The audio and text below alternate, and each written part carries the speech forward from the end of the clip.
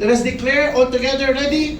I declare God's incredible blessings over my life.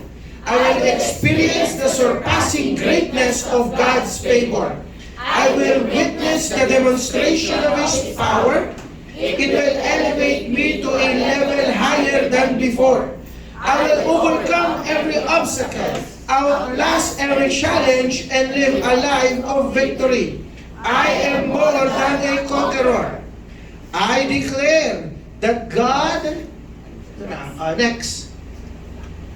Yan. I declare that God will open up supernatural doors for me. God will accelerate His plan for my life.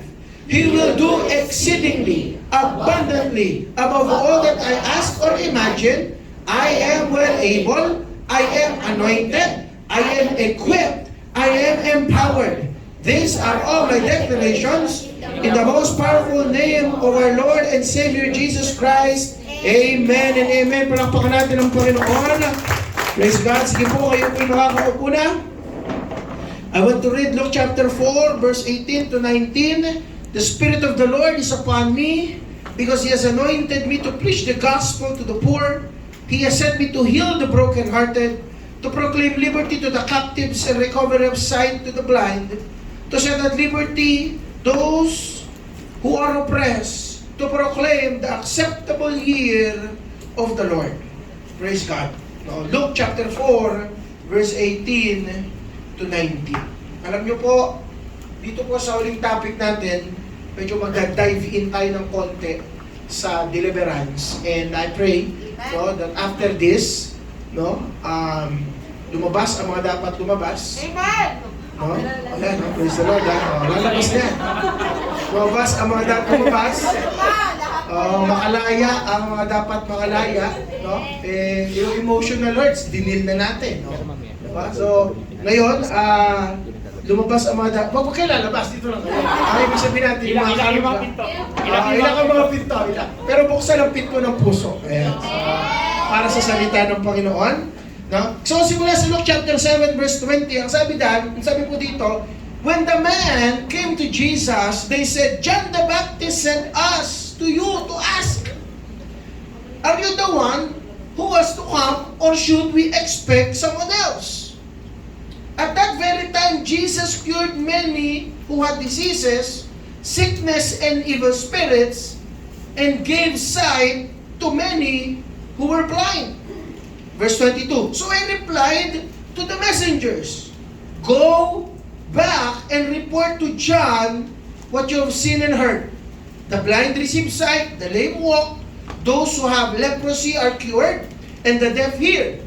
The dead are raised, and good news is preached to the poor. Praise the Lord. Nung tinatanong ng mga disciples, ikaw na ba ang Messiah? Ikaw na ba ang iniintay namin? Ang sabi ni Lord Jesus Christ, nakita mo ba yung mga pinaggagawa ko? Nakita mo ba yung mga milagro na nangyari? O balik ka. Sabihin mo dun sa nagpadala sa inyo, kay John, kwento mo yung mga nakita mo. Now, I want you to see, hindi sinabi ni Jesus, napakinggan mo yung tinuro ko. Nag-notes ka ba? Yung notes mo, pakita mo kay John. Hindi na sinabi niya. Ang sinabi ni Jesus, ano nakita mo? Nakita mo ba yung mga milagro? Yun ang sabihin mo doon. Alam niyo, mga kapatid, sa ministry ng deliverance, we balance our interpretation of the Bible and the miracle, signs, and wonders that we have experienced. Dapat po yung mga kapatid, balance. Hindi pwede na puro lang tayo doctrine and interpretation of the Bible. Why? Is doctrine bad? No. Is interpretation of the Bible bad? No. Those are all good. Pero, sabi nga, from that term, interpretation, yan ang pagkakaintindi mo sa Bible. Now, ang daming interpretation ng Bible. Ang daming iba't ibang comment. Punta sa internet, napakaraming komentary. Explanation ng pagkakaintindi nila sa Biblia. Now, hindi masama yun. Those are good. Maganda yan, inaaral natin ang mga interpretations ng Scripture. Mga doctrinal teachings. Now, that's good. Now, dapat yung doctrinal teachings na yan at interpretations, itatama mo sa experiences mo. Na meron kang mga nararanasan. At yung experiences mo, itatama mo sa Word of God. Hindi pwede na puro Word of God, puro interpretation, puro doctrine, walang experience. Pag puro doctrine, wala kang nararanasan na ba? Legalistic ang kalalabasan mo yan. Magiging legalistic ka. Bakit? Kasi puro doctrine eh. Hindi masama ang doctrine, pero kung puro yan lang, ba may kulang? Hindi na naman pwedeng karanasan lang. Puro experience, puro experience. Taliwas na sa salita ng Diyos, aba. Diba? Faith healer ang kalalabasan niya. Diba? So, kailangan, yung doctrinal teachings and learnings from the Word of God, and yung karanasan natin, ipagtatama mo yan. Kukuhain mo yung tamang balanse ng experiences and ng Word of God. Pag yan nagtama, nagswak, aba, yan na. Diyan tayo makakaranas ng mga pagkilos at matitinding galaw ng ating Panginoon. Luke chapter 9, verse 1 and 2, when Jesus had called the 12 together, they gave them the power. Pakisabi po, power. Power. And authority. Pakisabi po, authority. Authority. Ito na naman tayo sa power and authority. To drive out all. Pakisabi po, all. All. Hindi some, hindi most of them, hindi, all demons and cure diseases. And had sent them out to preach. Oh, yun o, PhD o. To preach the kingdom of God and to heal the sick. Luke chapter 9, verse 1 and 2. Matthew chapter 10, verse 7 and 8. As you go, preach the message. Preach this message. The kingdom of heaven is near. Heal the sick. Raise the dead. Cleanse those who have leprosy. Drive out demons. Freely you received, freely you give. Tinuturuan tayo ng Bible, ano ba? May authority kayo, may parang magpagaling kayo ng may sakit, bumuhay kayo ng patay. Magpalayas kayo ng mga demonyo. O eto lang ha, freely you receive, freely you give. Hindi pwede na magdi-deliverance tayo. Alam, may sapi, pag-pray natin. Ilan ang sapi? 1.5 isa. Pag may napalis ako, 1.5 isa. Hindi. Wait lang. Sabi ng Bible, freely you give, freely you receive. Nakatanggap ka sa Panginoon, aba, dapat yan, kinagamit mo para sa Panginoon. Amen? No? Huwag mong sarilinin yung anointing. Dapat yan isineshare, ikinakalat. No? Preach the gospel. Heal the sick and deliver the captives. Alam niyo po, no, bago ako magtuloy-tuloy, no, meron pa po isa pang magte-testimony. At ito po magte-testimony na ito po ay isa sa mga matitindi. No, na ano po ito, church planter natin po sa church sa Christ the Rock. No, and ang dami niya na rin karanasan. No, siguro po mga 5 to 10 minutes lang. Marajoy kasi 1 hour eh. Ayan. Maiksi lang. Kasi maganda. Punta kasi mga kapatid, mapakinggan nyo, hindi lang mula sa amin. Yun kasi yung may power. Kasi kung puro sa amin lang, di ba? Hindi kasi pastor kayo. Hindi ganun eh. Ang anointing nagfo-flow, ang anointing dumadaloy. Lahat yan makakaranas. Amen? Sige po, for a few minutes, pahinga natin. A few words of testimony from ito po ang aking lola. Lola Aleli Marana. Palapakan po natin sila. Ako hindi naalis dito. Thank you, Lord. Ako po ay nagpapasalamat sa Panginoon dahil meron ako ng privilege na makasama dito. Ako po, lingid po sa inyong kaalaman, bali, ang lola po niya, ang kapatid ko. Bali, yung asawa po ni Pastor Franz, na ano po ni Pastor Mike, bali yung pamangking ko po. Yun po.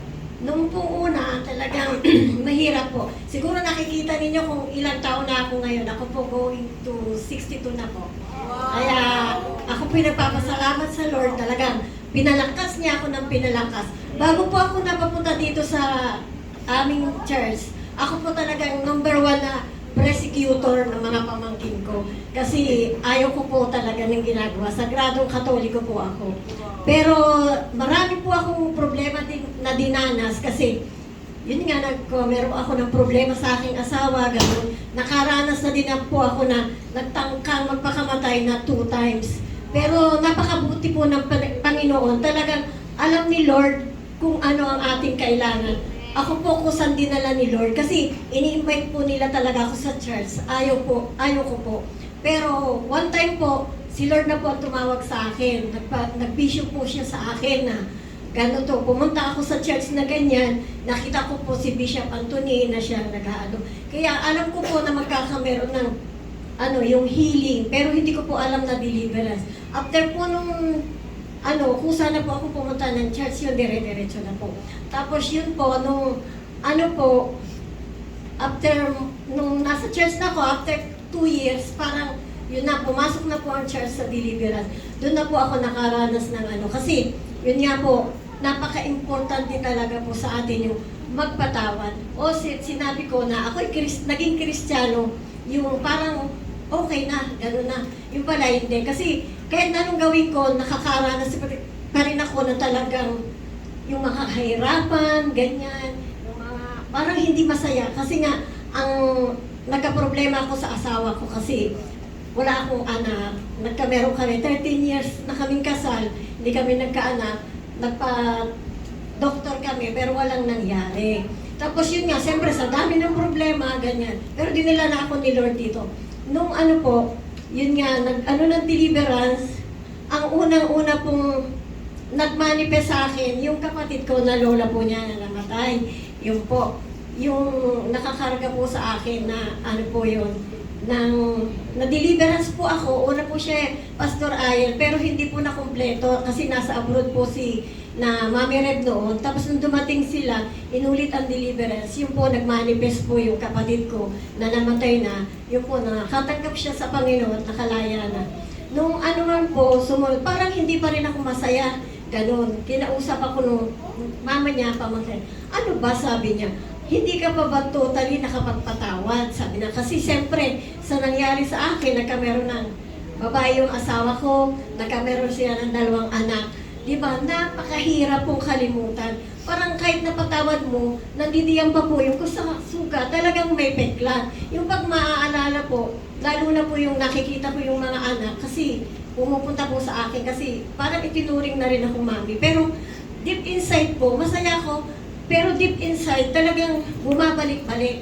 Pero nung totally po na nagpatawad na po ako, yung diniliverance ako nung pamangking ko, yung po nagmanifest po. Ang naging dahilan po pala ng hindi ko pagkakaanak ay yung dating girlfriend ng asawa ko. Parang tinaniman po kami ng sumpa, ganyan. Tapos nagbayad pa po ng yung mangkukulang para gumawa sa amin. Nagbayad siya ng 10,000 para hindi ako magkaanak. Kasi ang nagastos na po namin sa mga doktor, siguro mga 100,000 na para lang kami magkaanak. Kahit ang doktor po, nagtataka bakit hindi kayo nagkakaanak. Kaya, yun po, nagtaka din siya hanggang sa sumuko na kami. Ang sabi ng doktor, finally, gawin natin yung direkta, gano'n. 200,000 na naman daw. Ayaw na ng asawa ko kasi sabi niya, nasa taas na lang, sabi niya. Pagkatiwala na lang natin sa kanya. Yung po, lumabas po pala sa deliverance. Yung gayon, napakahalaga po talaga na ma-involve ang inyong church sa deliverance. Kasi yung ramdam po ninyo yung bigat ng katawan nyo pag may kumarga talaga sa inyo. Kasi ako noon talaga pag sumasakit ang ulo, gamot, inom, gamot. Pero ngayon po, ang nauuna sa akin, pag sumasakit ang ulo, mga ganyan, balakang, ganyan, nagpapadeliverance po muna ako. Kasi hindi po ako umiinom ng gamot, yun talaga. Tsaka prayer po, yun po ang best po sa atin na gawin. Kaya pamula po nung nalinis na ako, lagi na-deliverance, at meron pa po din sa akin nahuli na satanista kasi nga po, medyo, yun nga, heart ko po na makapag-charge ng church, nakapag-plan. Ngayon po, meron na po kami ini-start. May nag-manifest po satanista kasi gusto pigilan yung hangarin ko na makagawa ng church sa pamamagitan ko kasi gagamitin daw ako ng simbahan. Kaya yun, yung kinakalaban kami. Kaya nung pong na-deliverance ako yun, na ano po, tapos na-stop po noon ang ano ho namin ng church kasi siguro inadlangan. Pero ngayon po, salamat sa Panginoon kasi na bumabalik na po ulit. Yun. Ngayon po, wala na. Tuloy-tuloy na, ganyan. At saka, pamula nung lagi ako nadideliverance, talagang ang gaan-gaan nga. Sabi na nila, ano ba yan? Pabata ka ng pabata. Sabi na, pa-level up ka ng pa-level up. Kaya kayo, halimbawa na asawa man kayo, huwag kayong matakot. Basta ang ilagay lang niyo sa puso niyo, pag mainit ang ulo ng isa, tahimik lang kayo. Kasi nagiging ano yan, ng ano na, pagpasok ng open doors. Kaya kailangan, bawal ang magalit. Gano'n. Bawal ang mano. Kaya ngayon ako, ano na, peace na. Kahit na ano gawin ng asawa ko, bahala ka dyan. Bahala ka dyan. Basta ako magsiserve. Kasi yun nga po, pinagpipray ko, hindi ko pa po siya naisama sa, ano, nung una po talagang pinipigilan din niya ako, hinahadlangan din ako, pero hindi po ako nakapapigil. Siyempre, nandyan ako sa Panginoon, bakit babalik pa ako? Kaya, sabi ko nga sa isip ko, kahit maghiwalay kami, basta ipaglalaban ko ang Panginoon, pero hindi naman inaalaw ni Lord. Kasi kahit anong nangyari sa amin, ganun, nandiyan pa rin, nagsasama pa rin kami. Pero pinagpipray ko na makasama ko siya. Nananalig ako one day, baka bago matapos itong 2026, maisama ko na po. Praise God. Salamat po, Lola Aleli. Yan po si Lola Aleli. Ilan taon na kayo? 62! Hallelujah. 62. Oo, nagpa-plant ng church. Nagpa-plant po si Lola sa Novaliches. Kakasama po kami every Saturday sa Novaliches. So, ngayon lang, nire-schedule namin kasi po, mahal namin kayo Kaya dito kami. So, pero praise the Lord na.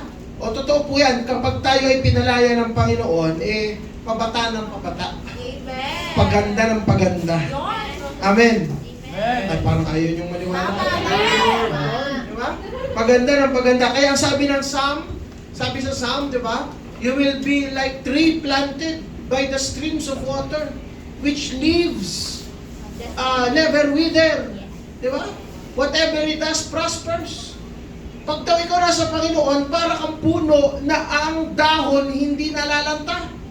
Tanong, anong purpose ng dahon sa puno?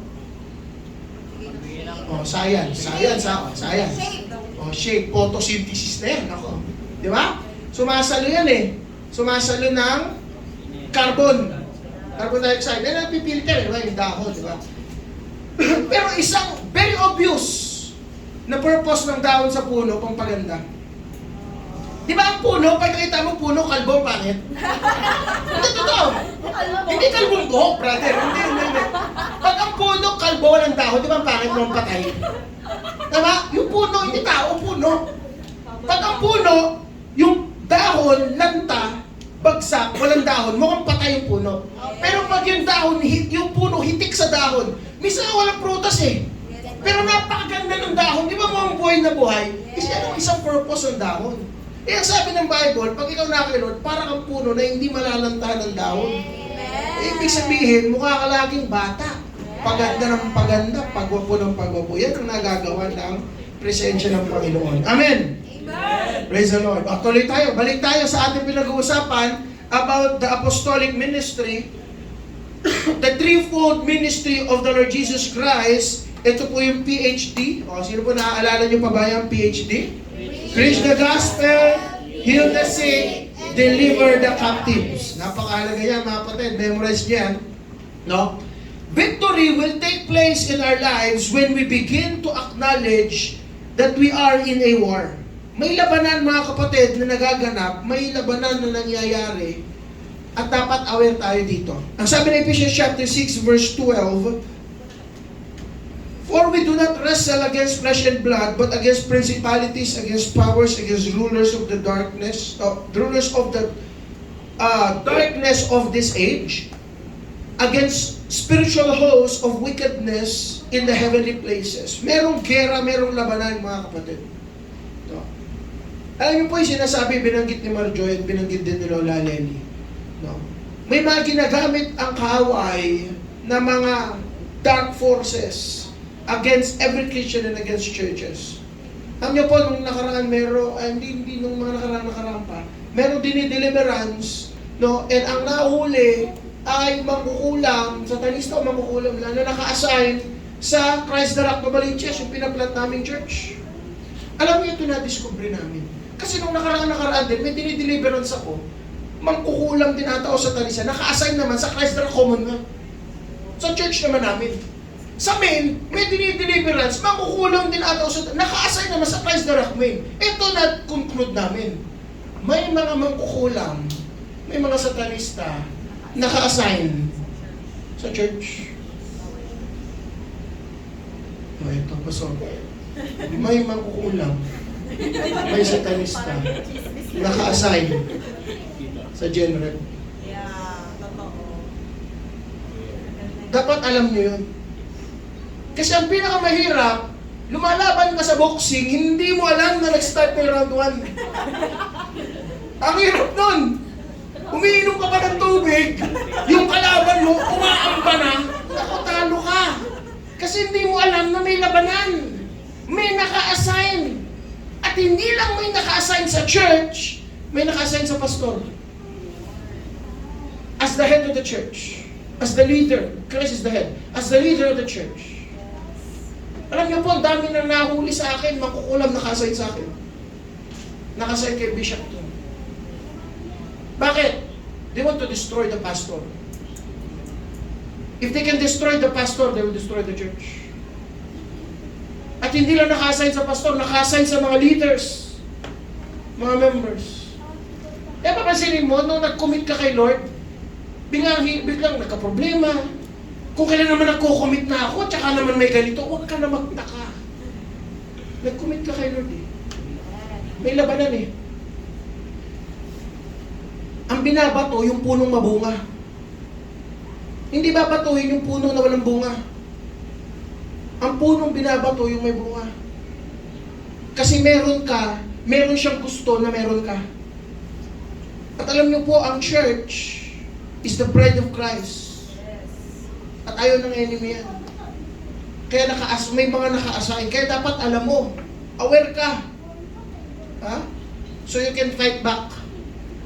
Kaya nga sinasabi ng Bible, put on the full armor of God. Helmet of salvation, breastplate, gagaya na ako kay Judah. Helmet of salvation, breastplate of righteousness, belt of truth, sandals of peace, shield of faith, sword of the Spirit. Pinagsusuot tayo ng full armor of God. Ang sundalo, kailan nagsusuot ng armor? Pag magmemerienda? Hindi! Nagsusuot siya ng armor pag lalaban. Di ba? Ang isang pulis, nagsusuot din ng bulletproof vest, kukuha yan ng baril, paglalaban. Di ba? Suot ka, bakit? Punta ko SM eh.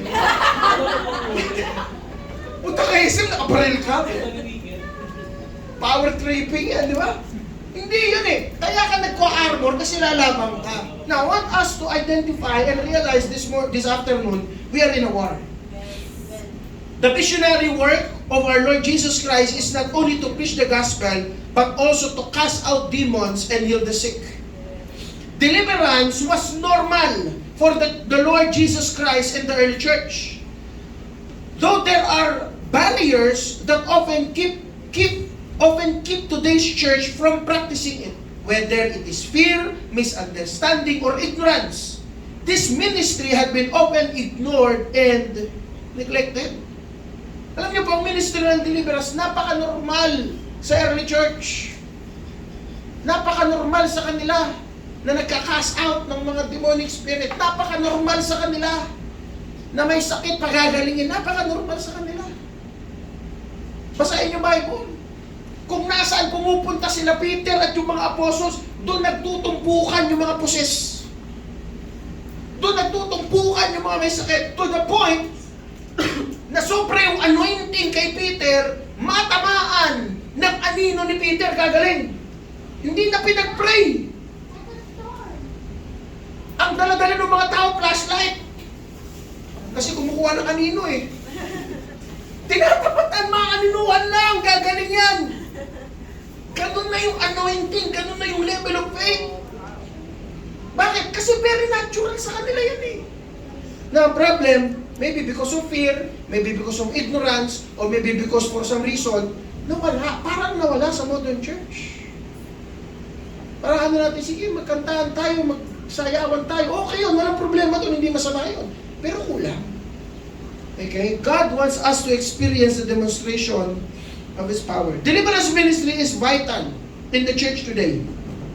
But most believers don't know the basics. Some are afraid of deliverance, either receiving deliverance ministry or serving as a deliverance minister. Minsan natatakot. Okay? Merong member, ipagpe-pray ko ng deliverance, ayaw. Pag-pray kita, hindi, wag na, Pastor, wag. Bakit? Pastor, baka may lumabas. Ayaw mo nun, may lalabas. Pastor, nakakatakot, baka may lumabas eh. Maganda nga may lumabas eh, sabi nakatago. Palalabasin nga natin eh. Di ba? Ang mahirap yung may nakatago, sinisira buhay mo, sinisira pamilya mo, ginugulo yung mga relationships mo, di ka makapaglingkod sa Panginoon kasi ginugulo ka.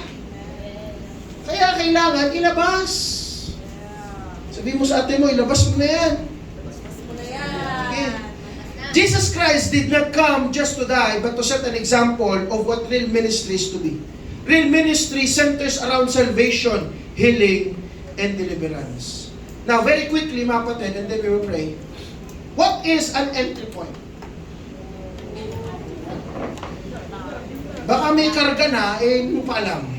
Nakapasok. O, palalabasin natin, ang problema, pag hindi mo alam, papasok ulit. Kaya kailangan isara ang entry point. Ang sabi ng Ephesians chapter 4, verse 26 to 27, in your anger, do not sin. Don't let the sun go down while you are still angry. And do not give the devil a foothold. Can you say that with me? Foothold. Foothold. Ang foothold, mga kapatid, yung foothold na yan, it is from the Greek word topos, which means room, or home, or place of occupancy. Ha? May karga yan, kaya ganyan yan. Pag sinabi natin foothold, ang ibig sabihin ng foothold, place of occupancy. Listen, ang kaaway naghahanap ng place of occupancy sa buhay ng tao. Hindi siya taga doon. Pero mahanap siya ng lugar sa buhay ng tao kung saan siya papasok at i-squatter doon. Kasi hindi siya taga doon eh. Pero titira siya doon. Ano tawag doon? Squatter. Ang katawan natin, ang buhay natin sa Diyos eh. Pero nakapasok siya. O tapos maninira pa doon. Yan ginagawa ng squatter eh. Titira doon, sisirain yung lugar. Yan ang gagawin ng kaaway sa buhay ng tao. Ano sabi ng Matthew chapter 12, verse 43 to 44? When the unclean spirit goes out of a man, o nag-deliverance, lumabas, napalayas, no? Sabi, when the unclean spirit is gone out of a man, he walketh through dry places, seeking rest, and findeth none. Verse 44, then he said, I will return into, ano sabi? My house. So ang tingin niya dun sa tao, bahay niya. Puntikas, may titulo ka. Ang tingin niya dun sa tao, bahay niya. I will return to my house from whence I came out. And when he come, and he findeth it empty, swept and garnished, ano sabi ng verse 45? Then goeth he and taketh with himself, naku po, 7 other spirits more wicked. Hindi na nga taga doon. Nagsama pa. Napapansin nyo may mga Kristiyano, galing sa mundo, nakakilala sa Panginoon. Ang problema nung bumalik sa mundo, worse. Nangyayari ba yan? Yes. Galing sa mundo eh. Niligtas ng Diyos. Ang problema, lumayo uli sa Diyos. But this time, mas lumala. Bakit? Sabi ng Bible eh. Nakalap umalis yung evil spirit. Ang problema, pagtingin niya, ay, yung tao walang laman. Vacant. Vacant lot. So ang gagawin ng spirit, babalik, at hindi lang siya babalik, oy, ang tao to, no? Mag-aaya pa. At ang aayain niya, ang sabi, more wicked than himself. And they enter in and dwell there.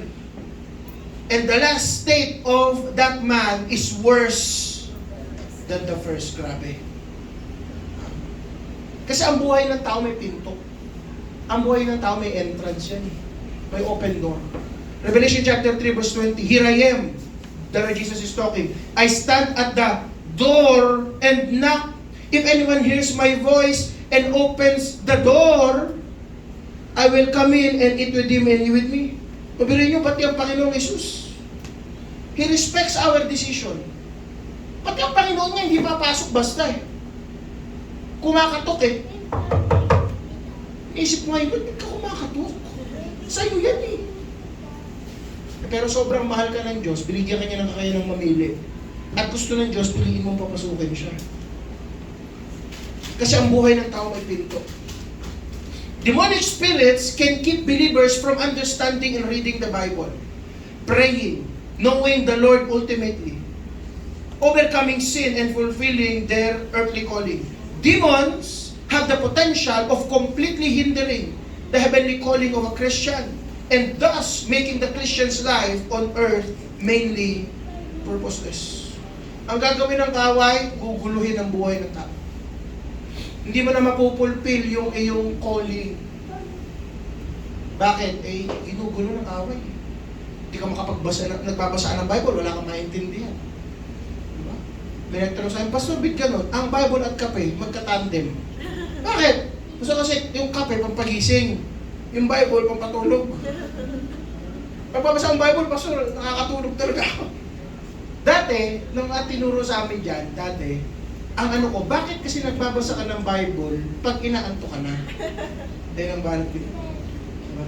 Pastor, meron kasi ko meron akong sexual sin, talagang hindi ko mapagtagumpayan. Dati, ang banat ko dyan, kailangan mo kapatid, discipline. Wala kasing disiplina. Kailangan yan, magdisiplina ka. Self-control lang yan, self-control. But then, further on, I realized, hindi lang sa disiplina kailangan. Baka may karga. Ginugulo yung buhay niya. Di ba? Hindi makapagbigay. Hindi, kuripot lang yung pastor. Hindi! Baka may karga. Pinipigilan siya. Hindi makapag-commit. Hindi, pastor, wala ano pa yan. Talagang hilaw pa, hilaw. Baka hindi hilaw eh. Baka hinug na may karga lang eh. Pag napalayas yung karga, baka mag-commit na yun ng todo-todo eh. Kaya kailangan talaga makalaya. Ang sabi ng John chapter 10 verse 10, the thief does not come except to steal, kill, and destroy.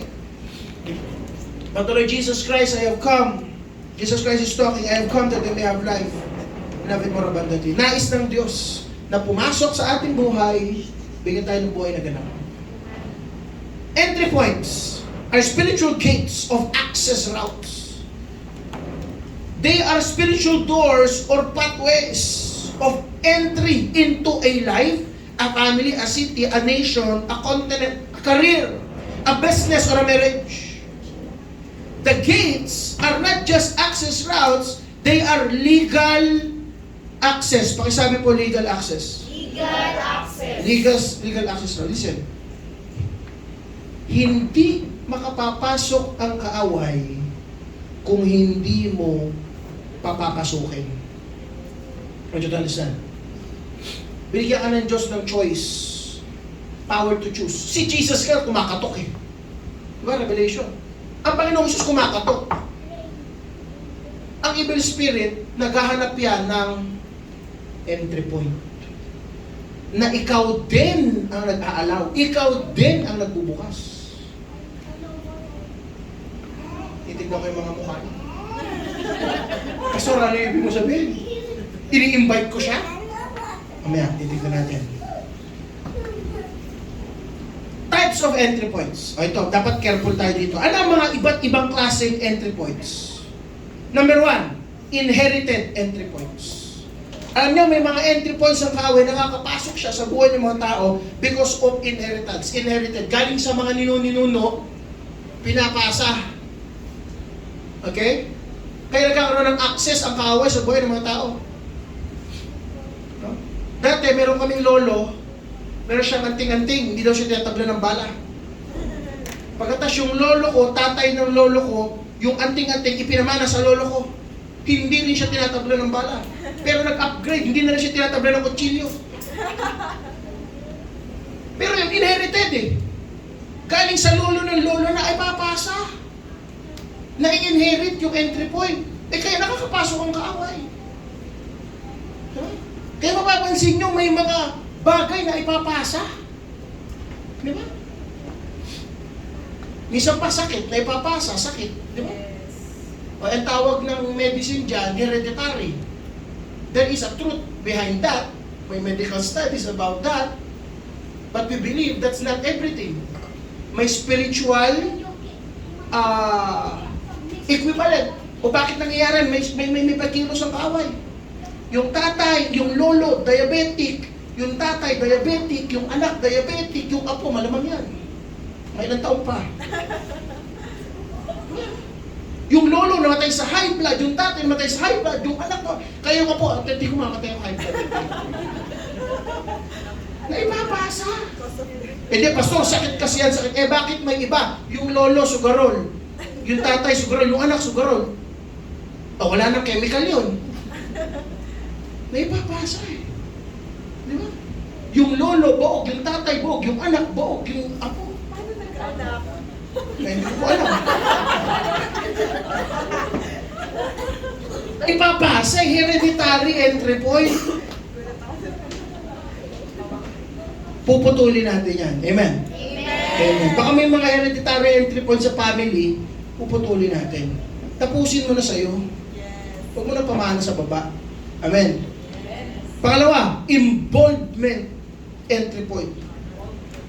Ito naman, nagkaroon ng entry point ang kaaway, eh kasi nag-involve ka sa mga bagay-bagay na ito. Diba? Nag-involve ka eh. Oh. Yung sinasabi kanina, mga occult practices. Nag-involve ka eh. Nakapasok ang kaaway. Diba? Pahula-pahula. Pastor, hindi nagbabasa yung pastor. Mga hindi na. Basahin mo nga. Babasa naman siya. Yayaman ka, swerte ang kulay blue. Kaya ikaw, puro blue ka talaga lang. Wala nag-involve ka eh. Nag-involve eh. Dahil sa involvement mo na yun, nagka-entry point ng kaaway, papasok siya ngayon. Guguluhin ka. Pangatlo, intrusion and entry point. Ano naman itong intrusion, entry point? From the word intrude. May hindi welcome pero one way or another, pumasok at because of that, traumatic experiences. O yan, intrusion, entry point yan. Hindi mo naman nais pero may mga pangyayaring naganap na dahil doon nagkaroon ng trauma at dahil doon nagkaroon ka ng emotional effect sa'yo, nakapasok ang kaaway. Diba? Intrusion, entry point ang tawag dyan. Diba? Pang-apat, invoke entry point. Pag sabi natin invoke entry point, ito naman yung invoke sinabi. Sinabi mo, your words itself, yan ang sabi ng Bible, life and death is in the power of the tongue. And those who love will eat its fruit. So ibig sabihin yung mga sinasabi natin, minsan yan ang nagiging entry point ng kaaway. Amen. Di ba? Kamusta ka na? Eto, mahirap, gumagapang. Grabe naman. Kinamusta ka lang eh. O kaya yung kaaway nga, nakakita ng entry point, gumagapang ka lang ha. Sige, kagapangin kita ngayon. Invoke eh, sinabi mo eh. Kaya minsan dapat careful tayo sa mga sinasabi. Di ba? Sasakay ka ng jeep, wala na po ba? Bakit wala yung nahanap mo? Dapat meron po ba? Di ba? Bibili ka, wala po bang asin? Bakit wala? Dapat meron. Minsan yung mga words na sinasabi natin, di ba? Pagtingin mo sa salamin, kumataba talaga. Wala na. Gagamitin ng enemy ngayon. Makakakilo siya sa buhay mo. Di ba? Di ba, so, malakas talaga kumain. Hindi mo sinasabi ko. Ang sinasabi ko, minsan may mga curses na sinasabi tayo, ang hindi mo alam, kinakapitalize ng enemy. Ano sabi ng Bible? The enemy is like a roaring lion, waiting for someone to devour. Ang enemy nakaabang. Nakaabang sa'yo 24/7. Binabantayan ka. Hindi lang angel ang nagbabantay sa'yo. Pati ang kaway, naabangan ka magkamali. Sa pagkakamali. Dati, dineliverance ako ni Bishop Ton. Ako dineliverance ako. May nakapasok sa akin mangkukulam.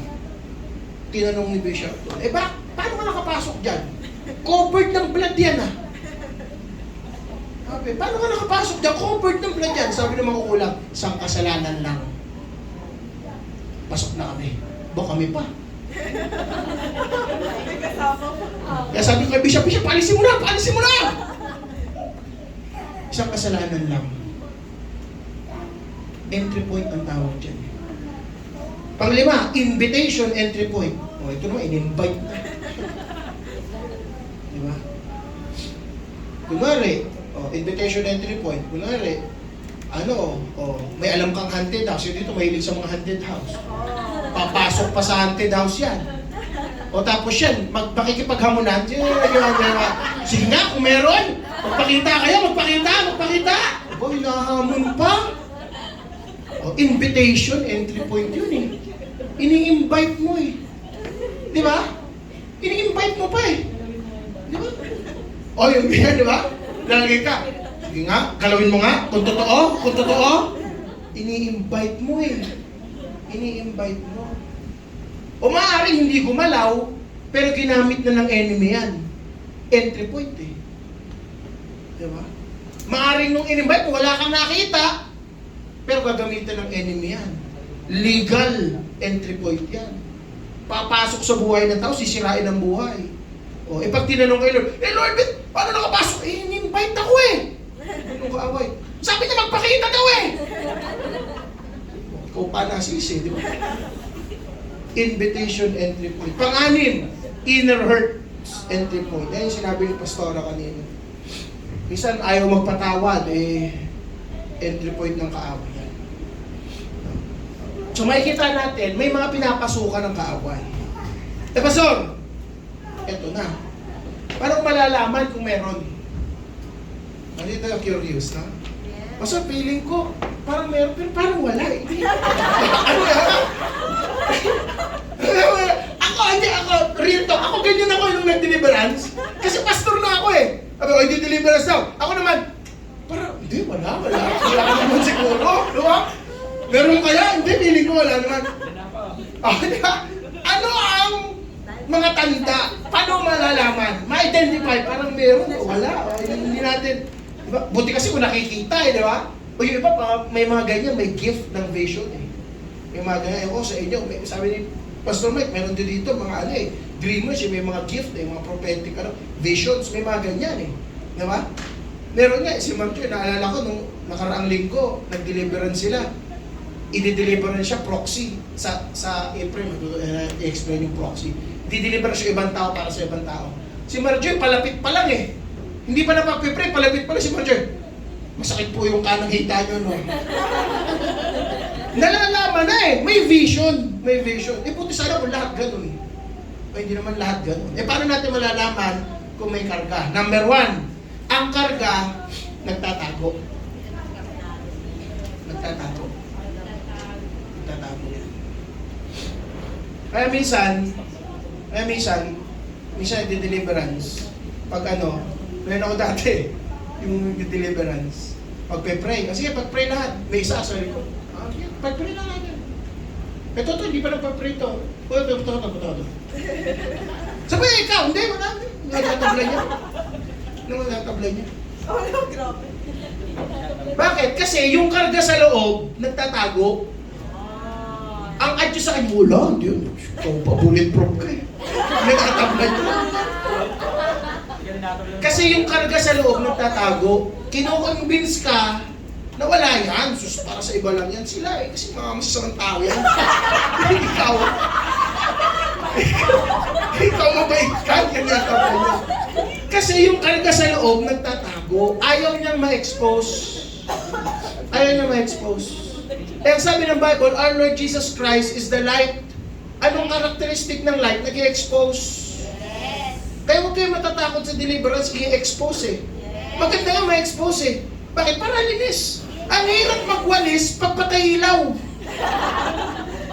Nag-try nyo na magwalis patay ilaw? Di ba? Patay ilaw, walis ka ng walis. Tingin ko malinis na siguro to, okay na to. Hindi ka sigurado, dilim eh. Kaya kailangan natin ng liwanag ng Diyos para lahat ng mga kasuluk-sulukan malinis. Diba? Kaya sa deliverance, no judgment, Diyos na husga. Huwag yan, mamaya magpipray tayo. Oh. May isa nagmamanipus. Sabi ko na.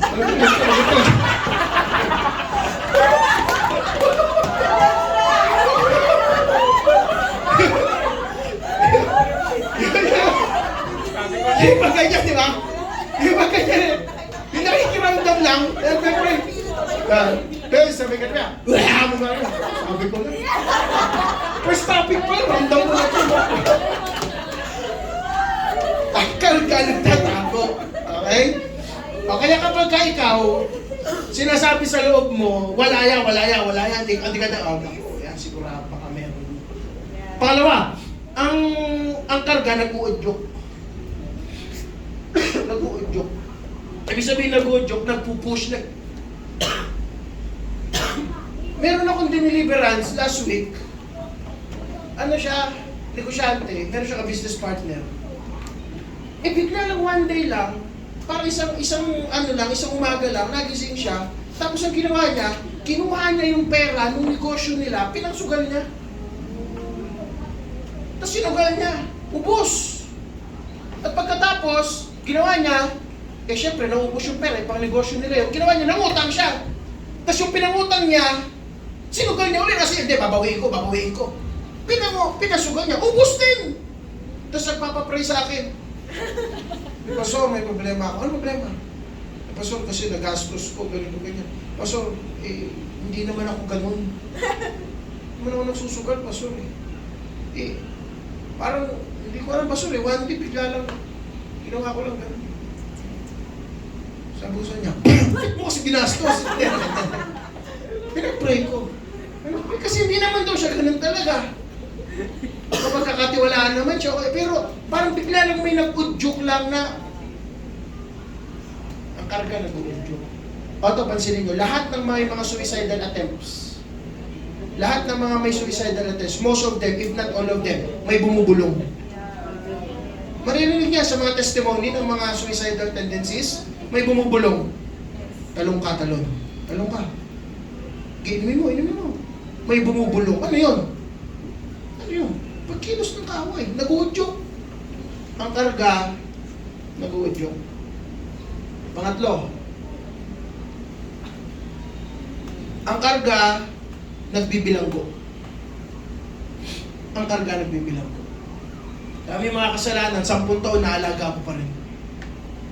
Ilang beses mo nang pinag-pray, ilang beses ka na nag-EGR, ilang pako lang kinanong kanya mo. Wala na, lahat na ginawa.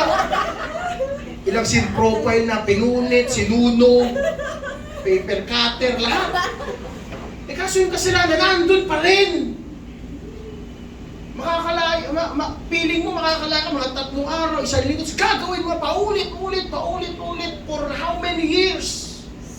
Yung kasalanan hindi mo mabitaw-bitawan. Diba kami karga? Nagbibilanggo. Diba? Masipag ka naman, madiskarte ka naman, matalino ka naman, magaling ka naman, pero mahirap ka pa rin. Nagbibilanggo. Hindi makawala. Ay kita mo, iba lumilipad na. Hindi rapture. Ibig sabihin yung buhay umaangat na. Kasi kung pili mo, ganun. Ano ba yun? Galing pa ako dun eh. Hindi nito. Tayo mo nang sinusubukan, hindi ka yung breakthrough, lagi kang nandun sa edge. Andiyan na yun. Kasi nagbibilang po ang karga. At panghuli, ang karga nagwawasak. John chapter 10 verse 10. I've come to steal, kill, and destroy. Ang gusto ng kaaway, wasakin ang buhay ng tao. Wasakin ang buhay ng tao. So kayo mga kapatid, mananalangin tayo. Ito, last na to. And tanggalin natin kung may kambyo.